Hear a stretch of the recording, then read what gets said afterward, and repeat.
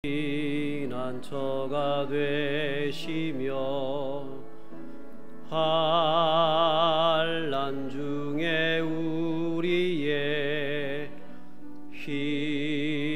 힘과 도움이 하나님은 우리의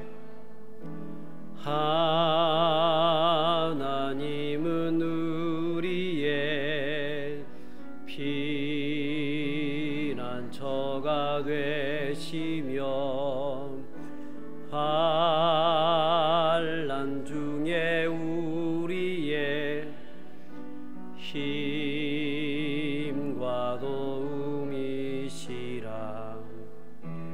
너희는 가만히 있어 주가 하나님 내 말지어다.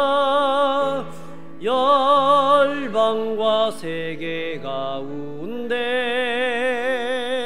주가 높임을 받으리라. 사랑합니다. 사랑합니다. 내 아버지 찬양합니다. 내 온 맘 다하여 선포합니다. 예수 그리스도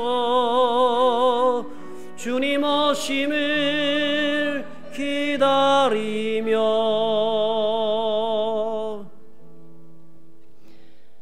하나님은 영이시니 예배하는 자가 영과 진리로 예배할지니라. 아멘.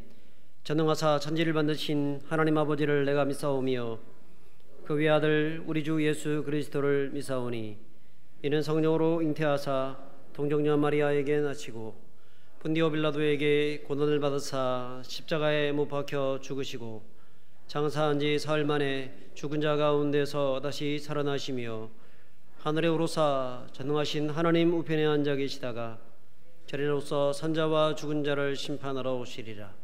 성령을 믿사오며 거룩한 공예와 성도가 서로 교통하는 것과 죄를 사하여 주시는 것과 몸이 다시 사는 것과 영원히 사는 것을 믿사옵나이다.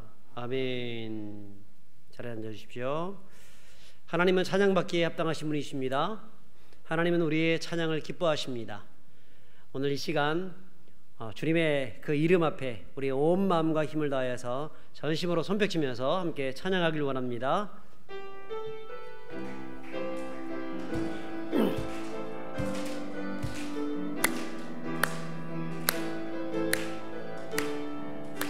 다 와서 찬양해, 다 와서 찬양해, 사랑을 주신 주 찬양해, 사랑해 우리 주님 생명 주셨네.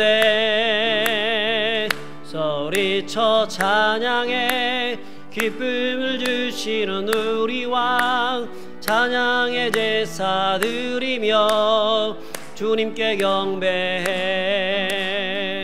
다 와서 찬양해, 찬양해, 찬양해 주님, 찬양해 주님 우리 왕.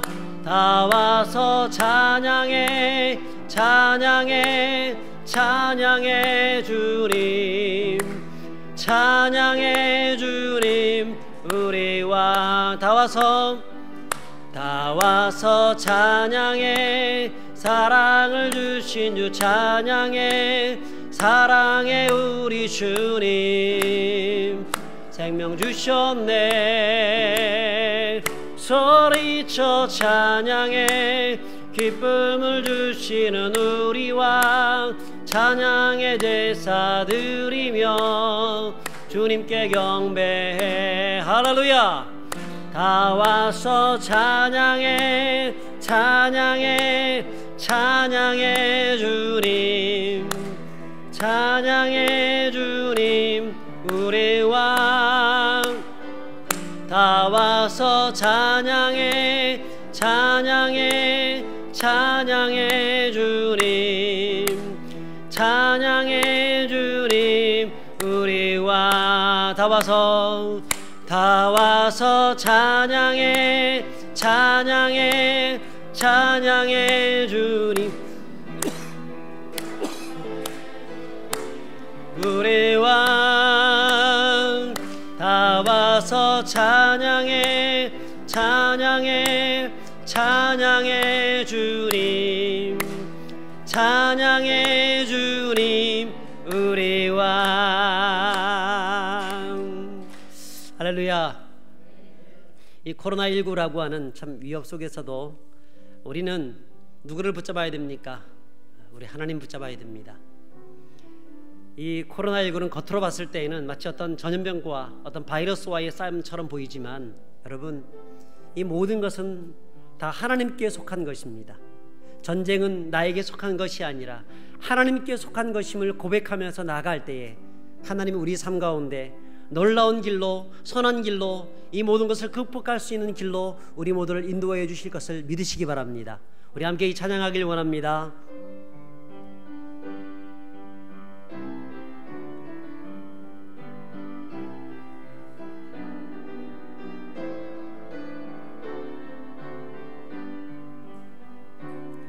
세상의 유혹 시험이 내게 몰려올 때에 나의 힘으론 그것들 모두 이길 수 없네.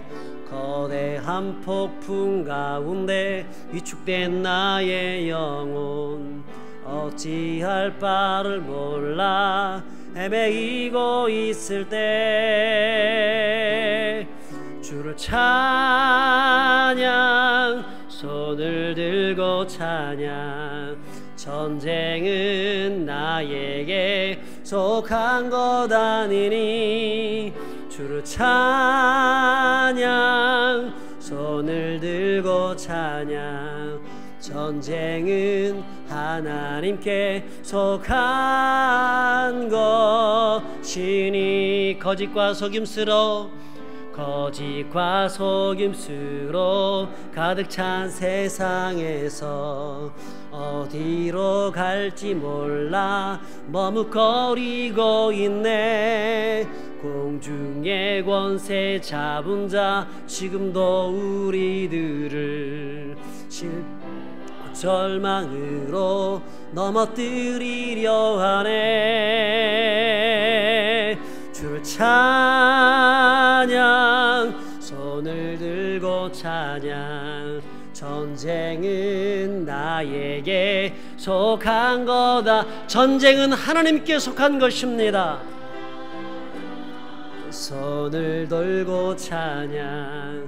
전쟁은 하나님께 속한 것. 주위를 둘러보면 아무도 없는 듯, 주위를 둘러보면 아무도 없는 듯, 믿음의 눈을 뜨면 보이는 분 계시네. 지금도 내 안에서 역사하고 계시는 사망과 어둠의 권세 물리치신 예수님. 아멘. 주를 찬양, 손을 들고 찬양. 전쟁은 나에게 속한 것 아니니 주를 찬양, 손을 들고 찬양. 전쟁은 하나님께 속한. 우리 다 같이 우리 오른손을 들고 주님을 찬양합니다. 주를 찬양, 주를 찬양. 손을 들고 찬양. 전쟁은 나에게 속한 것 아니니 주를 찬양, 들고 찬양. 전쟁은 하나님께 속한 것이니 주를 찬양, 손을 들고 찬양. 전쟁은 나에게 속한 것 아니니 주를 찬양, 손을 손을 들고 찬양. 전쟁은 하나님께 속한 것이니. 그렇습니다, 여러분. 코로나19는 우리에게 속한 것이다라고 생각하면, 우리가 싸워서 이기려고 하면 이게 길이 없습니다. 여기 끝나고 나면 또 다른 변종 코로나가 또 나타나고, 또 변종이 또 나타나고, 끝이 보이지 않는 전쟁이 계속됩니다만, 이것이 우리에게 속한 것이 아니라 하나님께 속한 것입니다라고 선포하면서 나가면 하나님이 이 모든 문제에서 우리를 구원해 주실 것을 믿습니다. 우리 시간 기도할 때 하나님, 코로나로부터 우리를 구원해 주시고, 또한 세상의 모든 죽음과 또 악의, 죄악의 바이러스로부터 우리를 구원해 주셔서 온전히 주님이 원하시는 길로 나갈 수 있는 정결하고 깨끗한 주님의 신부들 되게 하여 주옵소서 기도하면 좋겠고요. 또한 오늘 드리는 이 예배가 하나님 모시기에 아름다운 합당한 예배가 되어줄 수 있도록 장로님 나오실 때까지 우리 합심해서 기도하겠습니다. 하나님 아버지 감사합니다. 또 아버지 하나님 말씀 감사합니다. 역사해 주시옵소서.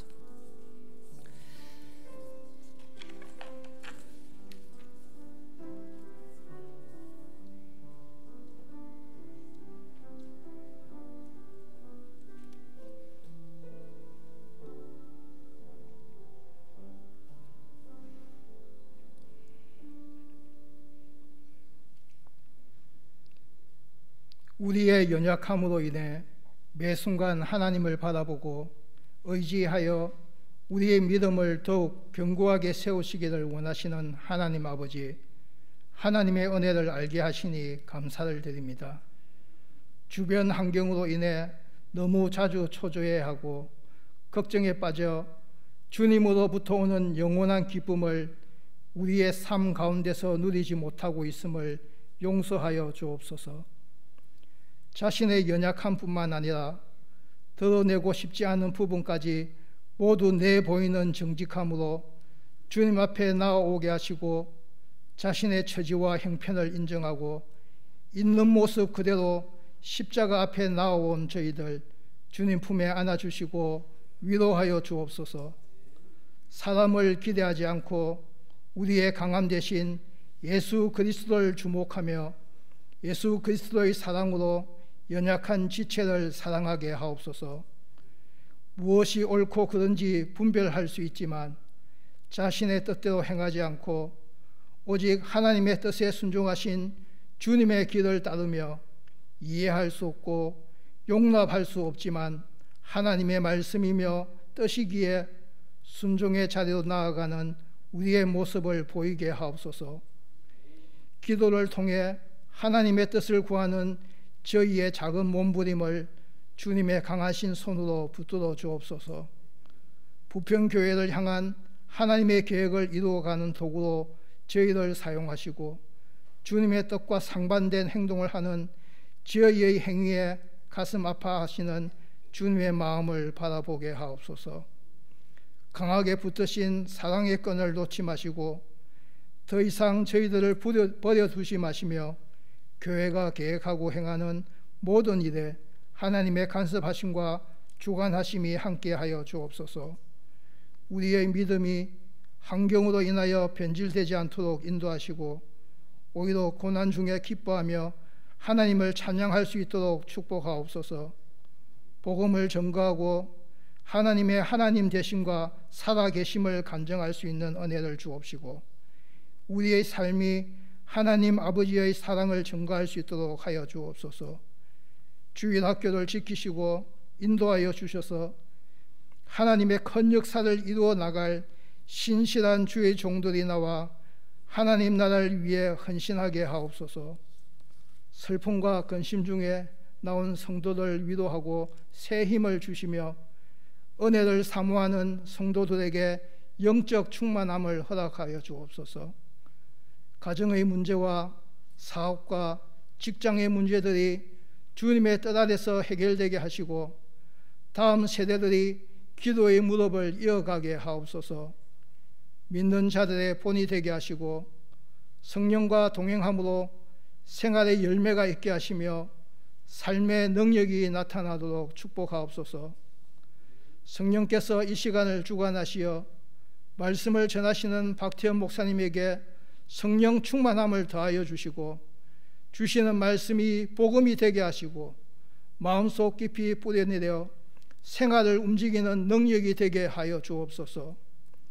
이 시간 드리는 예배와 찬양이 지치고 상한 심령을 하나님 앞으로 인도하게 하며 평생 하나님을 찬양하는 저희들이 되게 하옵소서. 모든 것 감사드리며 예수 그리스도의 이름으로 기도드립니다. 아멘.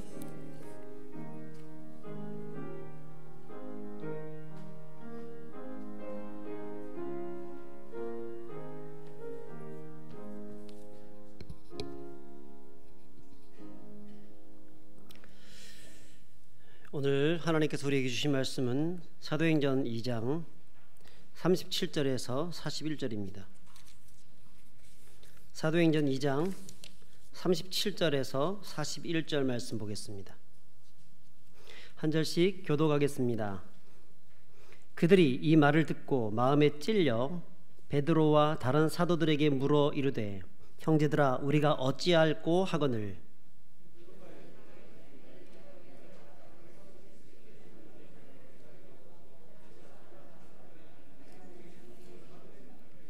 이 약속은 너희와 너희 자녀와 모든 먼데 사람 곧 주 우리 하나님이 얼마든지 부르시는 자들에게 하신 것이라 하고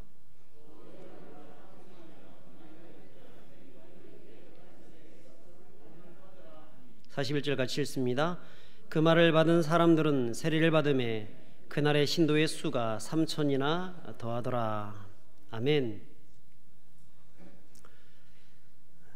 우리나라의 초대 대통령이었던 고 이승만 대통령에 대해서는 그분의 치적에 대해서 여러 가지 말들이 참 많이 있습니다. 대한민국 독립을 위해서 뛰었던 독립운동가였고 한국을 공산주의로부터 지켜내었던 분이고 지금까지 우리나라가 자유 대한민국으로 이어져 오게 하신 가장 큰 역할을 하셨던 분이 이승만 대통령이다. 참 맞는 분이고 맞는 말이고 또 그분은 훌륭한 분입니다. 하지만 그분에 대해서 부정적인 평가들도 있습니다. 특별히 그분의 말년에 지나친 이 권력욕 때문에 아니 그 주변에서 기생하고 있었던 이기붕이라든가 그런 자유당의 실세들이 지나친 권력욕 때문에 여러분 그때 어떤 일이 있었습니까? 1960년 3월 15일 3.15 부정선거를 하게 되죠. 그것 때문에 규탄 시위가 전국적으로 일어나게 되면서 4월 19일 4.19 혁명이 시작되게 되었습니다.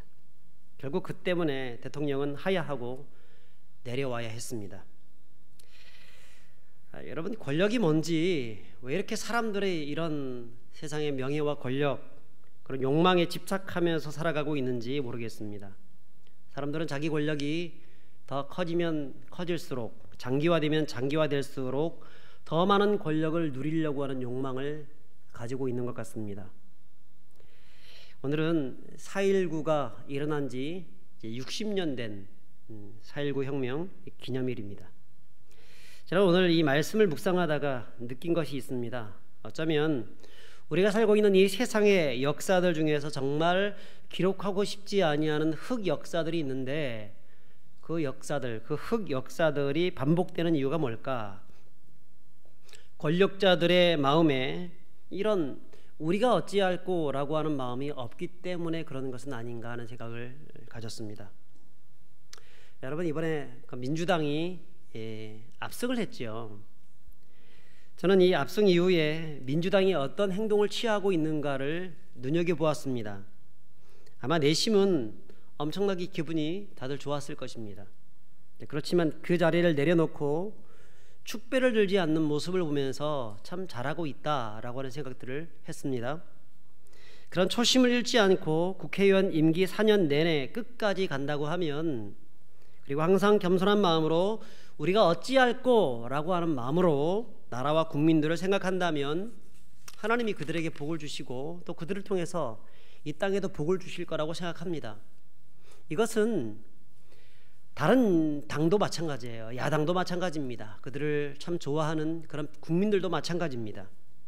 이때 우리가 어찌할꼬 하는 마음을 가지고 겸손과 온유로 무장하고 스스로 반성하면서 겸손히 엎드려 통회하고 자복한다고 하면 국민들은 그분들의 모습을 보고 박수 쳐주고 계속적으로 지지를 아끼지 않을 거라고 저는 생각합니다. 중요한 것은 세상에 누구든지 또 어떤 상황에 처해 있든지 간에 항상 변치 아니하는 내 마음의 중심적 마음이 있는데요. 그것은 내가 어찌할꼬, 우리가 어찌할꼬 라고 하는 이 마음입니다. 이걸 절대로 놓쳐서는 안 되는 것입니다. 하나님이 그런 자들을 바라보시고 기억하시고 복을 주시는 것이죠. 그리고 그런 자들이 있는 그 공동체에 은혜를 베풀어 주시는 것입니다. 이 4.19 이 기념일을 맞이해서 우리는 참 오늘 이 본문의 말씀들을 한번 좀 유념해 봤으면 참 좋겠다 하는 생각이 듭니다.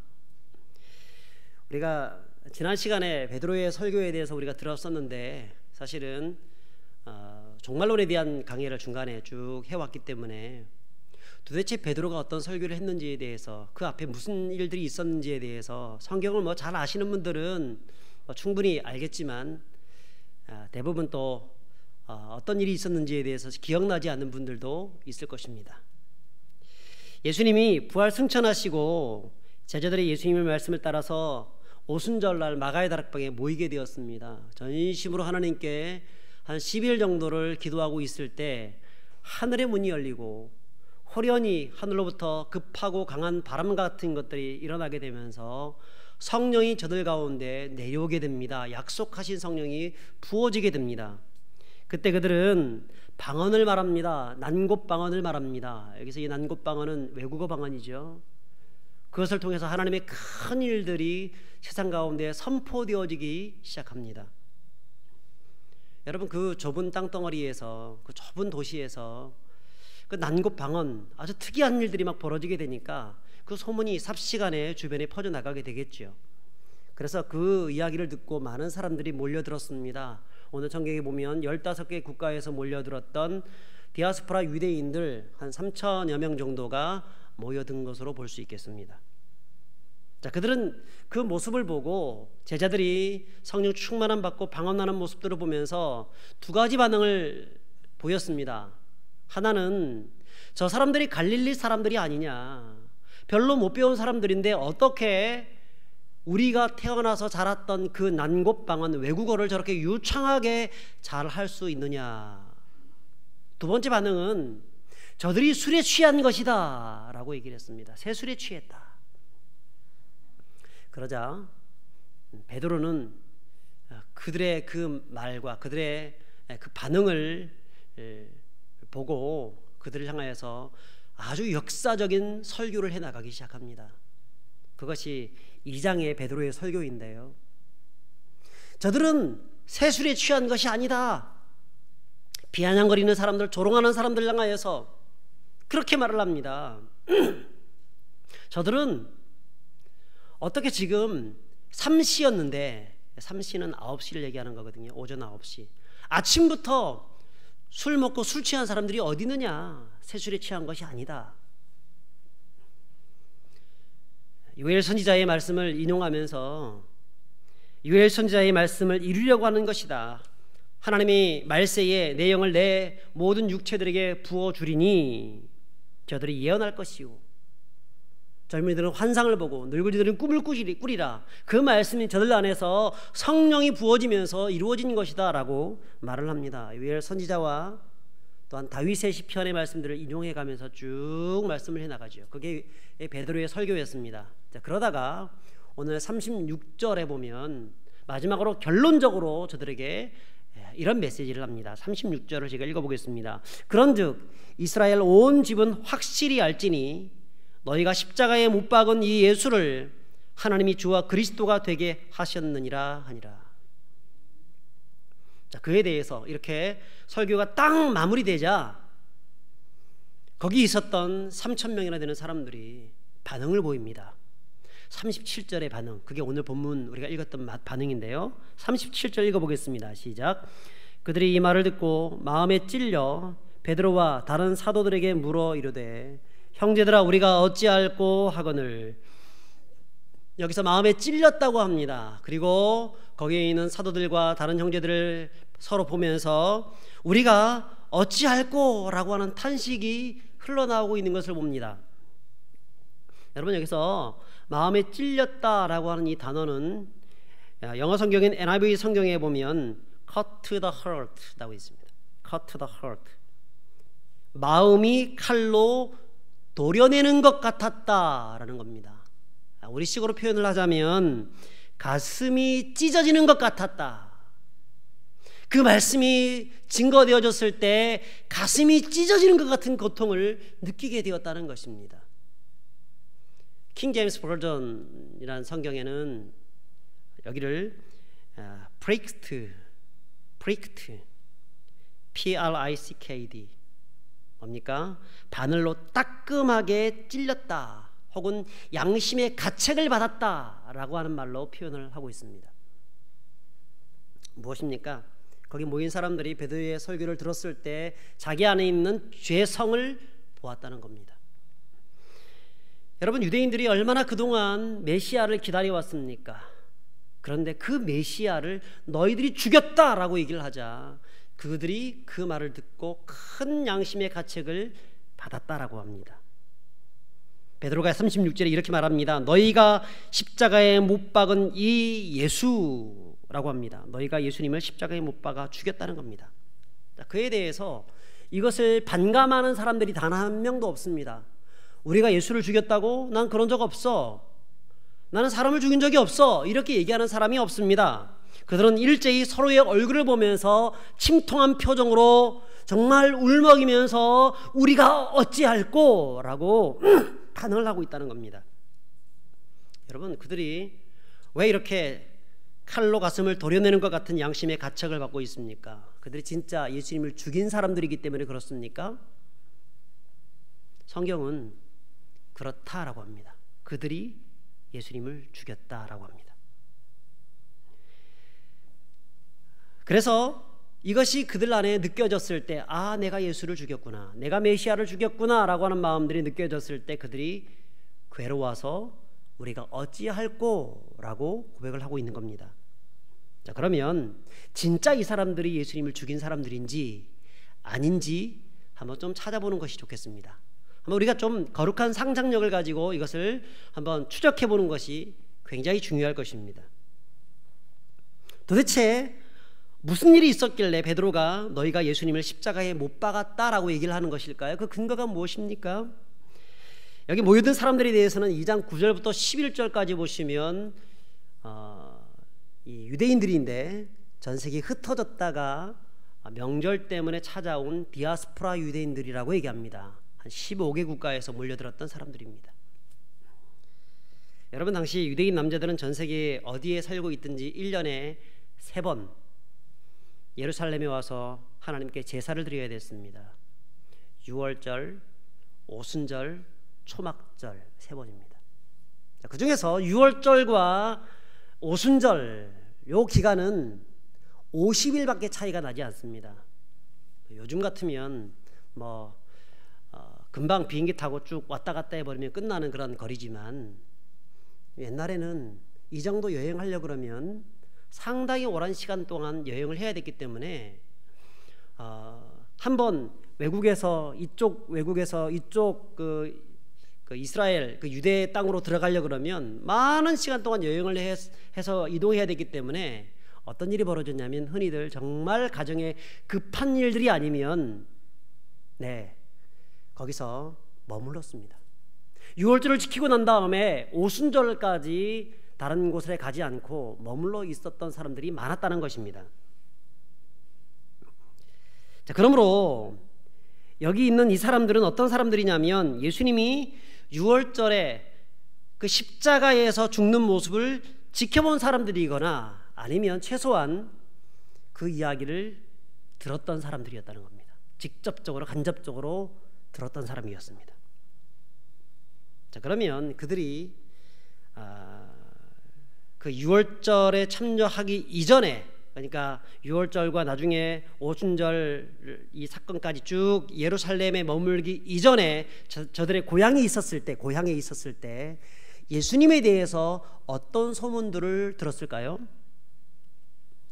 제가 굳이 말씀드리지 않아도 예수님에 대한 그 소문은 유대 지방을 포함하여서 그 지역 주변에 있는 나라들까지 분명하게 퍼졌을 것은 확신합니다. 이스라엘은 그렇게 큰 땅이 아닙니다. 기껏 해봐야 우리나라의 경상남북도 전체를 합친 정도의 그 크기밖에 되지 않는 아주 조그만 나라입니다. 자, 그런데 예수님께서 3년 동안에 수많은 기적들을 행하시고 수많은 말씀들을 전하시고 서기관들과 또 제사장들과 그런 사람들보다 훨씬 더 뛰어난 천국 복음의 이 말씀을 증거하셨는데, 그 이야기에 대해서 많은 사람들이 감동을 했는데, 여러분, 그 소문이 그냥 유대 땅으로 그냥 끝나서 더 이상 퍼지지 않았을까요? 더군다나 아무리 외국에 살아도 누구나 자기 고향에 대해서는 관심이 많은 법입니다. 그래서 예수님에 대한 소문을 모르는 사람들이 없었을 것입니다. 여러분, 그들이 들었던 소문이 어떤 소문이었습니까? 정치적인 이유 때문에 그 예수님을 박해했던 바리새인이나 제사장들이 흘러보냈던 그 나쁜 소문이 아니라 매우 서민적인 그런 소문들을 들었을 것입니다. 예수님이 행하신 수많은 기적 같은 이야기들, 오병이어 기적, 칠병이어 기적들, 눈먼 자를 눈뜨게 하시고 죽은 나사로를 살리시고, 그 모든 기적 같은 이야기들을 들었을 것입니다. 그리고 이것을 구약의 말씀과 대조하면서 정말 저분은 어떤 분일까라고 생각했을 것입니다.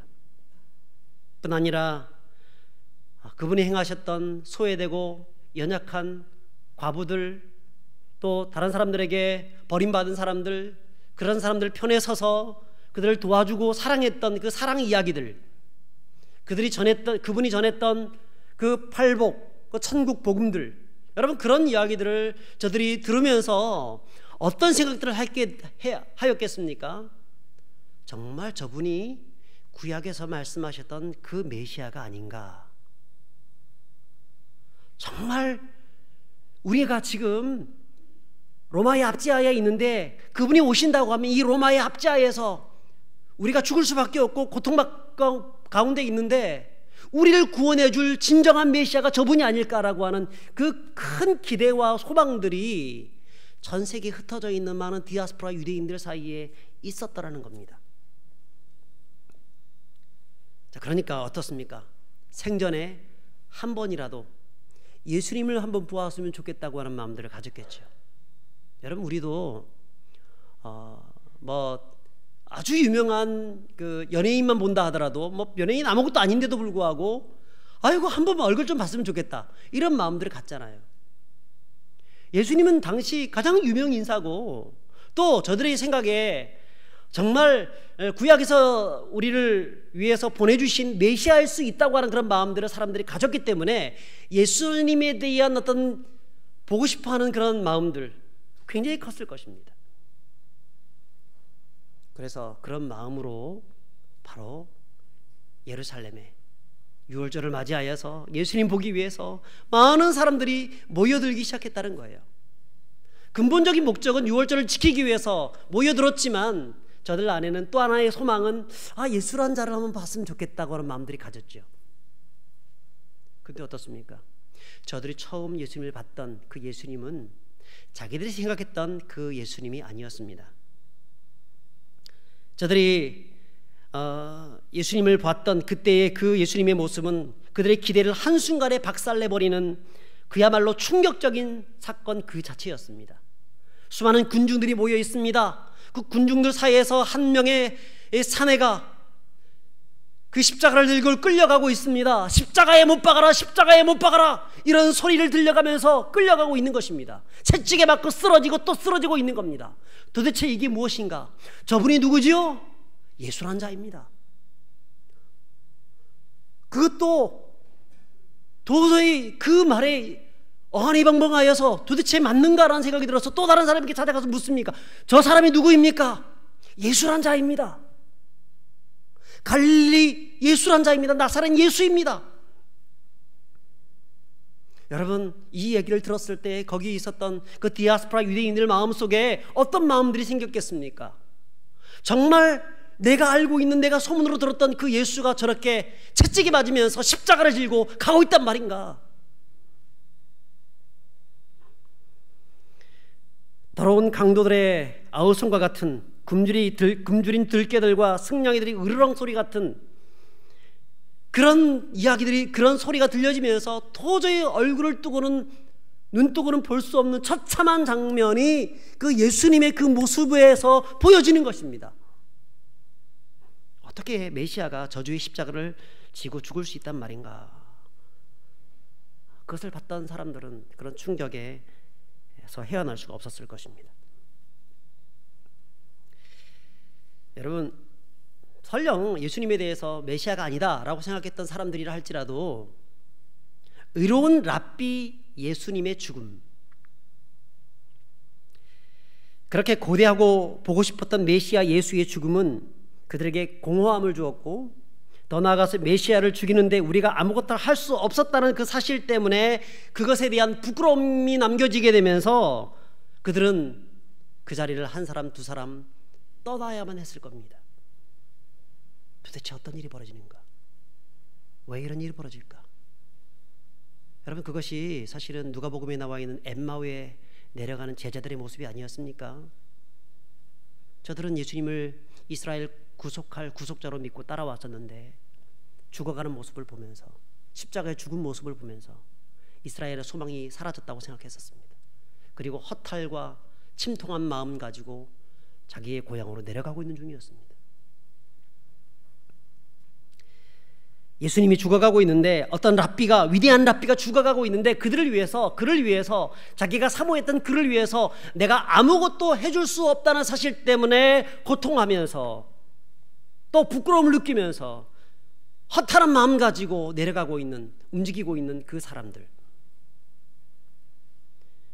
마치 6년 전에 세월호 아이들의 물속에서 아우성 치고 있을 때 그들을 위해서 우리가 아무것도 할 수 없었다는 사실 때문에 우리가 다 괴로워했지 않습니까?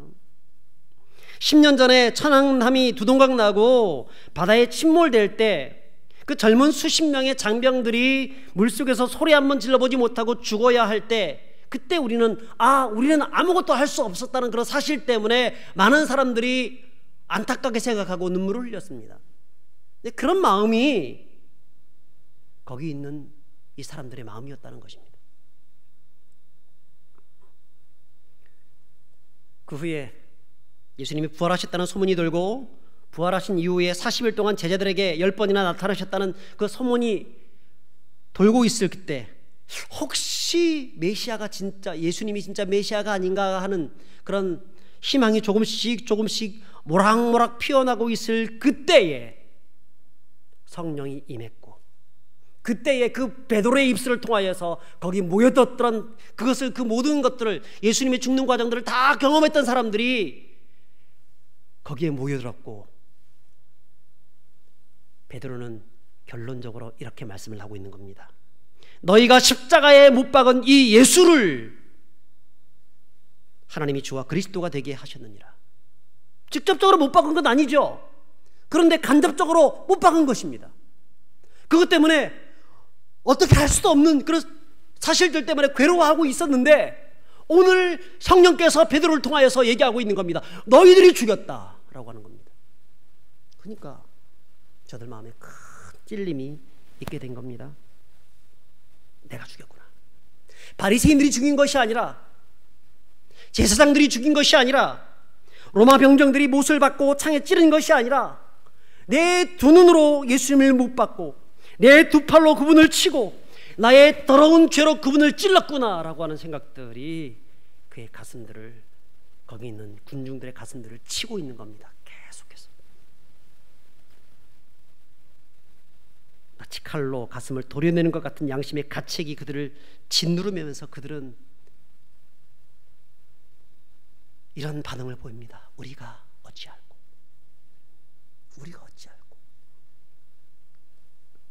회개죠. 예수님을 죽인 것에 대해서 아니, 예수님이 죽어가고 있는데도 불구하고 한마디도 얘기하지 못했던 그것에 대해서 회개하고 있는 거죠. 메시아가 죽어가고 있음에도 불구하고 아무런 말도 못하고 아무런 행동도 취할 수 없는, 여러분, 회개가 무엇입니까? 우리가 어찌할꼬 라고 하는 고백입니다. 이 세상이 흘러가는 이 모습들을 보면서 우리가 어찌할꼬 라고 하는 고백입니다. 저 어린 아이들이 죽어가고 있는 모습들을 보면서 우리가 어찌할꼬 라고 하는 고백입니다. 근데 어찌할꼬에서만 그쳐서는 안 되는 거예요. 자칫 잘못하면 이것이 후회가 될 수가 있습니다. 후회는 뭐죠? 후회와 회개는 비슷하지만 다른 겁니다. 후회는 뉘우치는 것까지는 비슷하지만 뉘우쳐놓고 또 똑같이 돌아가서 똑같은 죄를 또 짓고 다시 또 후회하고 또 짓고 또 후회하고 반복적으로 되어지는 겁니다. 전혀 변화가 나타나지 않는 것이 후회입니다. 가룟 유다는 예수님을 팔아먹고 난 다음에 후회했습니다. 그리고 자기 목숨을 끊었죠. 여러분, 성도는 후회하는 자리에까지만 가서는 안 됩니다. 한 걸음 더 나가야 합니다. 그게 뭡니까? 회개의 단계입니다. 뉘우칠 수 있습니다. 그리고 난 다음에 변화되어야 합니다. 내면의 변화, 내 생각의 변화, 내 삶의 변화가 있어야 되는 겁니다. 행동의 변화가 있어야 되는 겁니다. 그게 진짜 회개입니다. 베드로는 예수님을 부인했지만, 3번이나 부인했지만 그는 나중에 변화되었습니다. 그리고 예수님을 위해서 복음을 증거하다가 예수님을 위해서 죽는 자가 되었습니다. 후회와 회개는 이렇게 다른 겁니다. 비슷해 보이지만 그 결과가 다른 것입니다. 성도는 우리가 어찌할꼬 라고 하는 그런 마음들을 가져야 되는데, 거기서 후회 정도가 아니라 회개하는 자리까지 나가야 되는 것입니다. 여러분, 이사야를 보면 이사야가 나라가 정말 위태위태하게 되어졌을 때 나라의 위기를 놓고 성전 앞에 엎드려서 하나님께 기도하기 시작합니다. 그 전까지는 그런 어떤 마음을 가졌냐면, 왕의 문제야, 왕이 똑바로 행하지 못해서 백성들이 게으르고 나태해서 또 여러 가지 그 신하들이 똑바로 정신 차리지 못해서 이 나라가 지금 위태 가운데 처해 있는 거야, 이런 생각 저런 생각들을 가졌었는데, 여러분, 성전에 들어가서 기도하고 그 기도 속에서 하나님 만나게 되자 그런 어떤 고백을 하게 되냐면 이런 고백을 합니다. 이사야서 6장 5절에 화로다 나여 망하게 되었도다. 나는 입술이 부정한 사람이요 나는 입술이 부정한 백성 중에 거주하면서 만군의 여호와이신 왕을 배웠음이로다. 왕의 문제인 줄 알았는데, 군부 대신들이 문제인 줄 알았는데, 나라가 돈이 없어서 힘이 없어서 그런 줄 알았는데, 백성들이 게으르고 나태해서 그런 줄 알았는데, 알고 보니까 누가 문제라는 겁니까? 내가 문제라는 것이죠. 화로다 나여 망하게 되었도다. 이런저런 원망들을 주변에서 바깥에서 막 했었는데 알고 보니까 그들이 문제가 아니라 내가 문제라는 것입니다. 사랑하는 여러분, 이 세상의 문제는요 어떤 정부의 문제가 아닙니다. 이 세상의 문제는 예수 믿지 않는 그 사람들의 문제가 아닙니다. 그들은 몰라서 그렇게 하는 겁니다. 몰라서. 중요한 것은 알고 있는 자가 모른 척하고 알고 있는 자가 침묵하고 아무것도 하지 않으면 그게 진짜 문제인 겁니다. 교회가 이 땅에 100여 년 전에 세워졌고 한국교회가 지금까지 부흥하고 성장해 왔었는데, 여러분, 교회가 문제입니다. 알고 있는 교회, 하나님의 뜻이 무엇인지를 제대로 알고 있는 교회가 무엇과 결탁을 합니까? 세상의 권력과 결탁했습니다. 명예와 세상의 어떤 보이는 어떤 것들과 결탁하면서 죄에 대해서 침묵하고 말하지 않고, 또 우리 스스로가 경성하여서 깨어있지 못하고 범죄하고.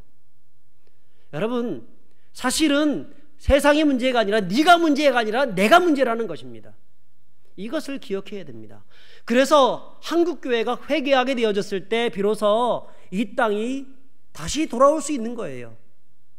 우리 자신이 먼저 가슴을 치고 통회하고 자복하는 마음을 가지고 나가야만 하나님이 그 사람을 통하여서 세상을 살리시는 것입니다. 그런데 우리도 알고 있으면서도 불구하고 우리는 우리 자신도 살리지 못하고 회개하지도 못하고 또 우리가 어찌할 거라고 하는 이런 고백을 갖지도 못하고 그렇게 서 있는 것입니다. 사랑하는 여러분, 우리는 무엇부터 해야 됩니까? 저 사람이 어찌할 거가 아니라 내가 어찌할 거라고 하는 고백들을 가져야 하는 것입니다. 자, 그런 자들에게 하나님께서 어떤 은혜를 베풀어 주십니까? 38절에 보면 이렇게 말씀합니다. 베드로가 이르되 너희가 회개하여 각각 예수 그리스도의 이름으로 세례를 받고 죄의 사함을 받으라. 그리하면 성령의 선물을 받으리니. 세례와 죄 사함은 같은 말입니다. 세례는 죄 사함의 표시로서 하는 것이고 우리가 어찌할 거라고 진실로 회개하면 하나님이 그들의 모든 죄를 사하여 주시는 것입니다. 요한일서 1장 9절에 보면 만일 우리가 우리 죄를 자백하면 그는 미쁘시고 의로우사 우리의 모든 죄를 사하시며 우리를 모든 불의에서 우리를 깨끗게 하실 것이요 라고 말씀합니다. 그뿐 아니라 회개하는 자에게 무엇을 주십니까? 성령을 선물로 주십니다. 능력 주십니다. 이 땅의 지혜와 명철만 주시는 것이 아니라 하늘의 지혜와 명철 주시고 능력 주시고 사명 잘 감당하게 하시고 또 성령을 받는다는 얘기는 내 안에 성령님이 내주한다는 얘기인 것인데 이것은 곧 구원을 말합니다. 그래서 40절에 보면 너희가 패악한 세대 중에서 구원을 받으라 라고 얘기하고 있습니다. 사랑하는 여러분, 정말 우리 안에 진정한 회개가 일어날 수 있길 바랍니다. 그리고 죄사함 받고 성령을 선물로 받고 능력 있는 삶을 살아가시는 저와 여러분들이 되시기를 주의 이름으로 축복합니다. 그랬더니 41절에 어떤 일이 일어났습니까? 41절을 같이 읽어보겠습니다. 시작. 그 말을 받은 사람들은 세례를 받음에 그날의 신도의 수가 3,000이나 더하더라. 여러분, 초대교회에 엄청난 부흥이 일어나게 되었습니다. 부흥이 일어났습니다. 부흥이. 우리가 다 소망하는 것이 부흥이 일어나는 거잖아요. 특별히 지금 마지막 시대인데요. 이 마지막 시대에 하나님은 세상이 점점 악해지고 어두워질 때에 하나님은 하나님의 빛을 가진 하나님의 사람들, 소수의 남은 자들이지만 그들을 일으키십니다. 그리고 그들을 통해서 하나님의 놀라운 부흥들을 허락해 주십니다. 그런데 어떤 사람들이냐? 우리가 어찌할꼬 통회하고 자복하는 그런 사람들, 이 세상의 문제를 바라보면서 저 사람들이 문제 때문이야, 정치인들이 문제 때문이야, 경제인들이 뭐 정경유착이 일어나서 그런 거야, 이런저런 말들 많이 하지만 그런 것에서 문제를 찾는 것이 아니라 나에게서 문제를 찾고 회개하는 그런 사람들을 주님이 일으키신다는 겁니다. 그리고 그들을 통하여서 부흥을 일으키신다는 것입니다. 이게 원리입니다. 내 영혼이 잘되고 범사에 잘되고 강건케 되는 그런 축복은 바로 내가 문제입니다라고 고백하는 사람들에게 나타나는 것입니다. 여러분, 순서를 알아야 됩니다. 부흥, 우리가 부흥을 바라고 세상의 진정한 변화를 바라지만 그냥 되어지는 것이 아니라 반드시 그 전에 회개가 동반되어야 합니다. 내가 잘못입니다. 내가 죄인입니다. 내가 문제입니다. 이런 회개에 어찌할 거라고 하는 마음들을 가지시는 저와 여러분들이 되시길 바랍니다. 특별히 우리가 여기서 기억해야 될 것이 한 가지가 있습니다. 그것은 뭐냐면 축복과 부흥을 주님께서 주시기 위해서는 오랫동안 주님이 준비해 가신다는 것입니다. 하나님이 3,000명을 회개시키기 위해서 6월절 어린 양으로 오신 예수 그리스도를 저들은 믿지는 않았지만 그것을 보는 경험들을 하게 하셨습니다. 그리고 준비케 하셨습니다. 그리고 결정적일 때 이 베드로의 설교를 통하여서 저들의 마음을 돌이키시는 것을 볼 수 있습니다. 여러분, 주님은 부흥을 위해서 지금도 일하고 계시는 것을 믿으시기 바랍니다. 우리는 느끼지 못하지만 지금 보면 막 코로나19가 뭐 이렇게 되고 세상에 막 동성애 물결이 막 바늘치고 온갖 이상한 것들이 마치 그 하나님의 거룩한 곳에 앉는 것처럼 보이고 아, 이제 종말의 때가 다가오고 이제 큰일 났구나 이런 생각이 들고 있을 이때에도 주님은 지금도 못하고 있냐면 내가 죄인입니다, 우리가 어찌할꼬 라고 하는 그 통회하고 자복하는 심령 가지고 나가는 그런 사람들 중에서 하나님의 부흥의 때를 준비해 가고 있다는 것입니다. 바알에게 무릎 꿇지 아니하는 7천인을 엘리야 시대에 주님께서 남겨두셨던 것처럼 오늘도 이 세상이 다 파죽지세로 패역한 가운데에서 죽어가고 있지만 오늘 이 땅에도 하나님 앞에서 진정한 그 바알에게 무릎 꿇지 않냐는 7천 명을 남겨주고 있다는 것입니다. 여러분, 그 사람이 누구여야 하겠습니까? 바로 저와 여러분들이 되시기를 축복합니다. 우리여야 하는 겁니다. 그러기 위해서는 여러분, 지금부터 문제가 있을 때마다 저 사람 문제입니다라고 하지 않고 내가 문제입니다라고 해야 됩니다. 내 탓입니다라고 얘기합니다. 내가 회개합니다. 이 문제를 보면서 내가 어찌해야 됩니까? 하나님께 늘 물어보는 사람이 되어야 합니다. 코로나 시대 때에 이것을 어떻게 바라봐야 됩니까? 하나님은 이런 것들을 통하여서 분명하게 우리 한국교회나 세계교회에 말씀하시는 것들이 있는데, 여러분, 그것을 통하여서 우리는 우리 자신을 돌아봐야 합니다. 그래서 회개할 것은 회개하고 깨끗게 자기 자신을 정결케 돌아보고, 그래서 하나님이 원하시는 모습으로 서 있어야 하는 겁니다. 그럴 때 주님은 성령을 선물로 주실 것이고 또 그런 자들을 통해서 이 세계에 놀라우신 하나님의 부흥들을 보여주실 것입니다.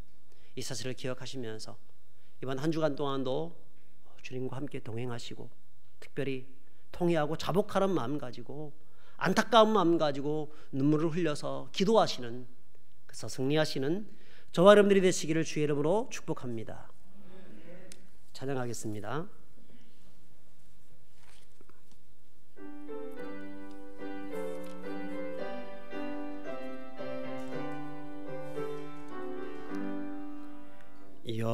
여기에 모인 우리 주의 은총 받은 자여라. 주께서 이 자리에 함께 계심을 아노라. 언제나 주님만을 찬양하며 따라가리니 시험을 당할 때도 함께 계심을 믿노라. 이 믿음 더욱 굳세라. 주가 지켜주신다. 어두운 밤에도 주의 밝은 빛 인도하여 주신다. 주님이 뜻하신 일 헤아리기 어렵더라도 언제나 주 뜻 안에 내가 있음을 아노라. 사랑과 말씀들이 나를 더욱 새롭게 하니 때로는 넘어져도 최후 승리를 믿노라. 이 믿음 더욱 굳세라. 주가 지켜주신다. 어두운 밤에도 주의 밝은 빛 인도하여 주신다. 여기에 모인 우리 사랑받는 주의 자녀라. 주께서 뜻하신 바 우릴 통해 펼치신다.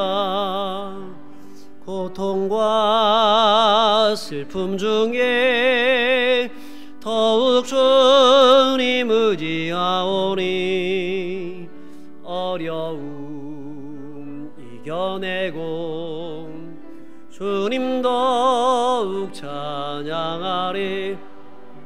이 믿음 더욱 굳세라.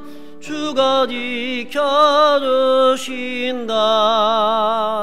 어두운 밤에도 주의 밝은 빛 인도하여 주신다. 아멘. 우리 시간 같이 한번 기도하길 원합니다. 오늘 말씀 기억하면서 한번 기도합시다. 다른 사람들을 탓하고 비판하고 절대 안 바뀝니다. 내가 바뀌지 않는 이상, 교회가 바뀌지 않는 이상 세상은 바뀌지가 않습니다.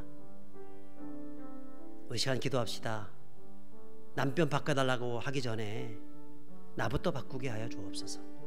자식들 바꿔달라고 얘기하기 전에 저 사장 혹은 우리에게 월급 주는 저 사람 바꿔달라고 하기 전에 하나님 나부터 바꾸게 하여 주옵소서. 정치 바꿔달라고 얘기하기 전에 나부터, 교회부터 바꾸게 하여 주옵소서. 변화시켜 주옵소서. 우리가 어찌할꼬 라고 하는 마음 가지고 이 세상이 흘러가는 이 모습을 보면서 통회하고 자복하는 심령을 가지고 하나님께 나아갈 수 있게 해달라고 기도했으면 좋겠습니다. 우리 제목 가지고 함께 하시면서 기도하겠습니다. 하나님 아버지 감사합니다. 주님, 아버지 주여 아버지요 주여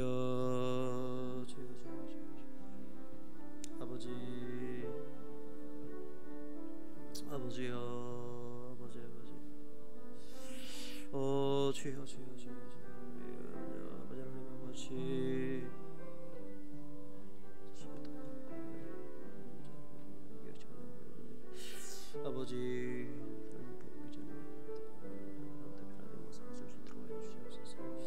아버지 내가 죄인임을 고백하게 하시고 아버지 성경을 바로 하시도록 인도해 주시옵소서. 아버지 주여 주님 들어주시고 인도해 주시옵소서. 역사해 주시옵소서.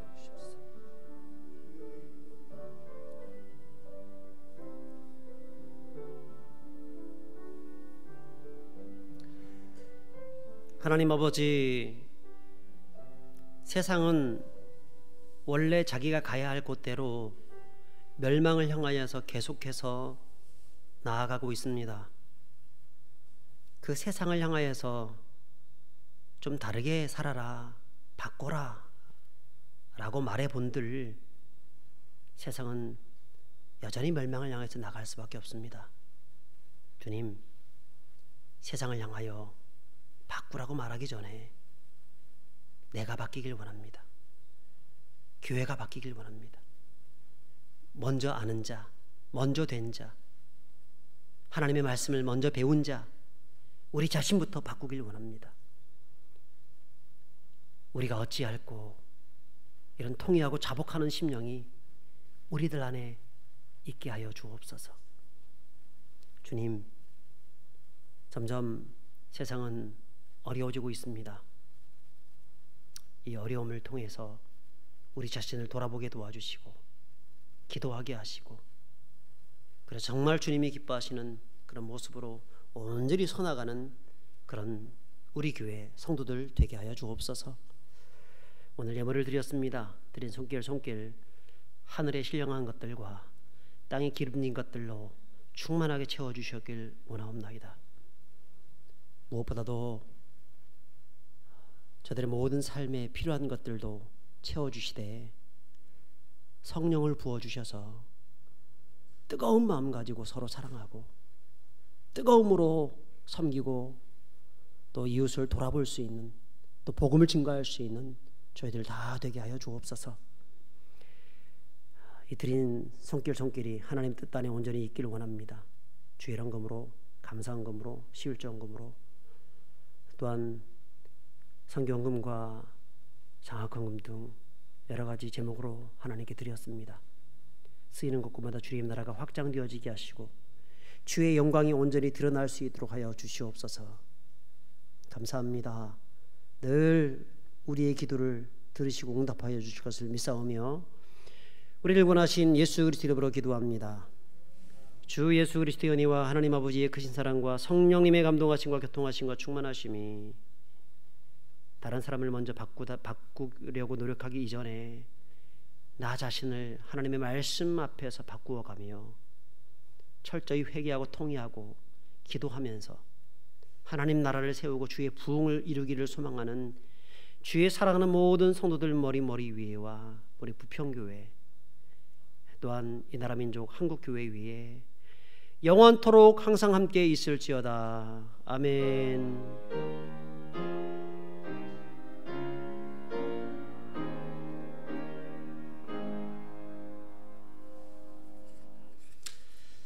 할렐루야. 네, 반갑습니다. 광고드리겠습니다. 코로나19 대처를 위해서 당분간 주일 예배는 오늘 이처럼 예배를 드리겠습니다. 2부 예배에 오신 분들은 계속 이 예배에 참석해 주시면 감사하겠습니다. 당분간 주일 점심 식사와 오후 예배는 쉬도록 하겠습니다. 이번 주부터 새벽 기도와 수요 예배, 금요 기도회는 다시 시작합니다. 그리고 온라인 방송은 종료를 하겠습니다. 이제 아쉬움을 가지신 분들이 있을 텐데요.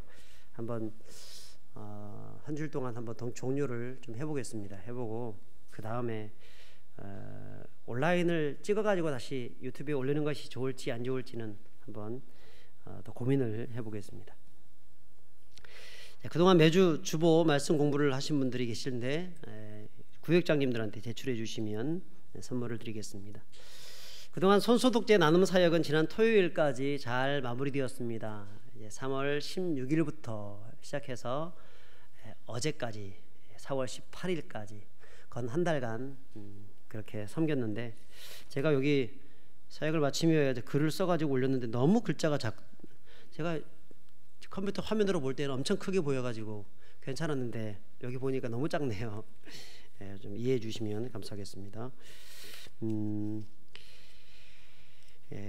박윤주 권사님의 시모 되시는 김두래 권사님 또 천국 가셔서 장례를 잘 마쳤습니다.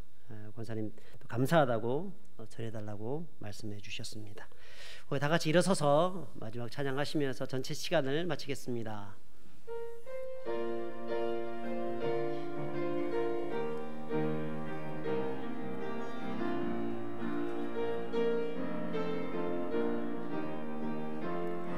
어두운 밤에 캄캄한 밤에 새벽을 찾아 떠난다. 종이 울리고 닭이 울어도 내 눈에는 오직 밤이 오주여 당신께 오주여 당신께 감사하리라. 실로암 내게 주심은 나에게 영원한 사랑 속에서 떠나지 않게 하소서. 한 줄 동안도 주님과 함께 동행하시면서 승리하시길 바랍니다. 옆 사람하고 우리 주먹 인사 한번 하십시오. 할렐루야, 사랑합니다, 축복합니다 인사하겠습니다. 감사합니다.